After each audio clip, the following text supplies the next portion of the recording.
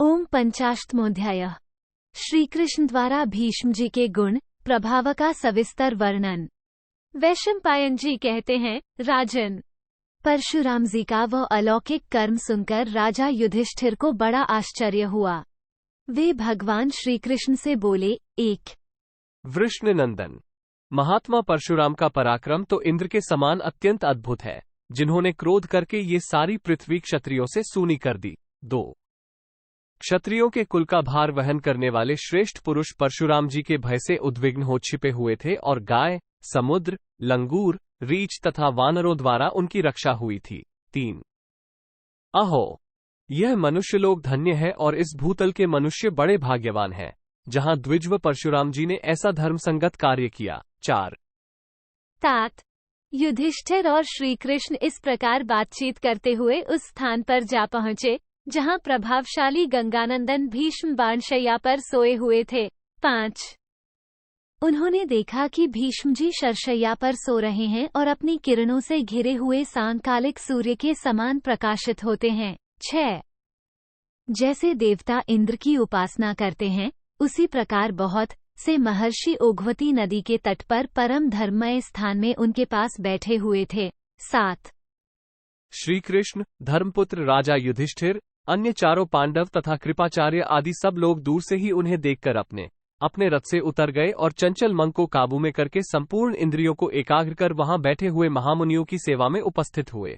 8-9 श्री कृष्ण, सात्यकी तथा अन्य राजाओं ने व्यास आदि महर्षियों को प्रणाम करके गंगानंदन भीष्म को मस्तक झुकाया। 10 तदनंतर वे सभी यदुवंशी और कौरव नरश्रेष्ठ बूढ़े गंगानंदन भीष्म जी का दर्शन करके उन्हें चारों ओर से घेरकर बैठ गए। 11 इसके बाद भगवान श्री कृष्ण ने मन कुछ दुखी हो बुझती हुई आग के समान दिखाई देने वाले गंगानंदन भीष्म को सुनाकर इस प्रकार कहा।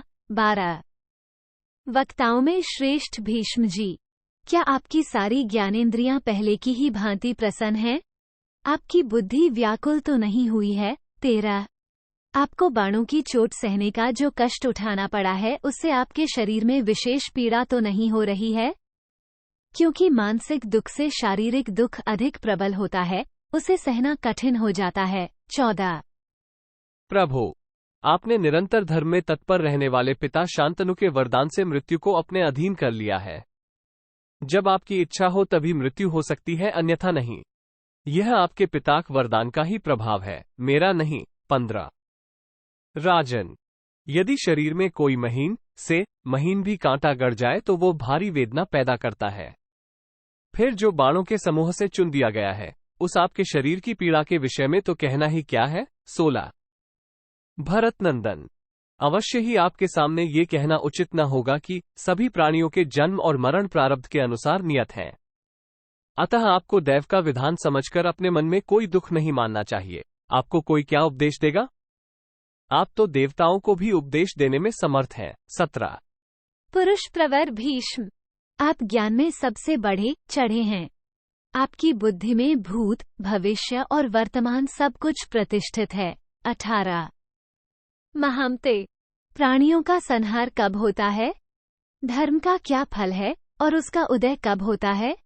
ये सारी बातें आपको ज्ञात हैं, क्योंकि आप धर्म के प्रचुर भंडार हैं। 19 आप एक समृद्धिशाली राज्य के अधिकारी थे। आपके संपूर्ण अंग ठीक थे, किसी अंग में कोई न्यूनता नहीं थी। आपको कोई रोग भी नहीं था और आप हजारों स्त्रियों के बीच में रहते थे, तो भी मैं आपको ऊर्ध्वरेता, अखंड ब्रह्मचर्य से संपन्न ही देखता हूँ। 20 तात पृथ्वीनाथ, मैंने तीनों लोकों में सत्यवादी, एकमात्र धर्म में तत्पर, शूरवीर, महापराक्रमी तथा बाण शैया पर शयन करने वाले आप शांतनुनंदन भीष्म के सिवा दूसरे किसी ऐसे प्राणी को ऐसा नहीं सुना है, जिसने शरीर के लिए स्वभावसिद्ध मृत्यु को अपनी तपस्या से रोक दिया हो। 21-22 सत्य, तप, दान और यज्ञ के अनुष्ठान में, वेद, धनुर्वेद तथा नीतिशास्त्र के ज्ञान में, प्रजा के पालन में, कोमलतापूर्ण बर्ताव, बाहर भीतर की शुद्धि, मन और इंद्रियों के संयम तथा संपूर्ण प्राणियों के हित साधन में आपके समान मैंने दूसरे किसी महारथी को नहीं सुना है।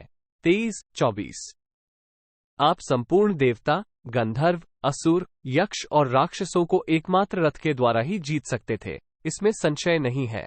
25। महाबाहो भीष्म, आप वसुओं में वास्व इंद्र के समान हैं। ब्राह्मणों ने सदा आपको 8 वसुओं के अंश से उत्पन्न 9वां वसु बताया है। आपके समान गुणों में कोई नहीं है। 26। पुरुष प्रवर, आप कैसे हैं और क्या हैं, यह मैं जानता हूँ। आप पुरुषों में उत्तम और अपनी शक्ति के लिए देवताओं में भी विख्यात हैं। 27। नरेंद्र, मनुष्यों में आपके समान गुणों से युक्त पुरुष इस पृथ्वी पर ना तो मैंने कहीं देखा है और ना सुना ही है। 28। राजन, आप अपने संपूर्ण गुणों के द्वारा तो देवताओं से भी बढ़कर हैं तथा तपस्या के द्वारा चराचर लोकों की भी सृष्टि कर सकते हैं। 29। फिर अपने लिए उत्तम गुण संपन्न लोकों की सृष्टि करना आपके लिए कौन बड़ी बात है? अतः भीष्म, आपसे यह निवेदन है कि ये ज्येष्ठ पांडव अपने कुटुंबीजनों के वध से बहुत संतप्त हो रहे हैं। आप इनका शोक दूर करें। 30। भारत, शास्त्रों में चारों वर्णों और आश्रमों के लिए जो धर्म बताए गए हैं वे सब आपको विदित हैं। चारों विद्याओं में जिन धर्मों का प्रतिपादन किया गया है तथा चारों होताओं के जो कर्तव्य बताए गए हैं वे भी आपको ज्ञात हैं। 31-32।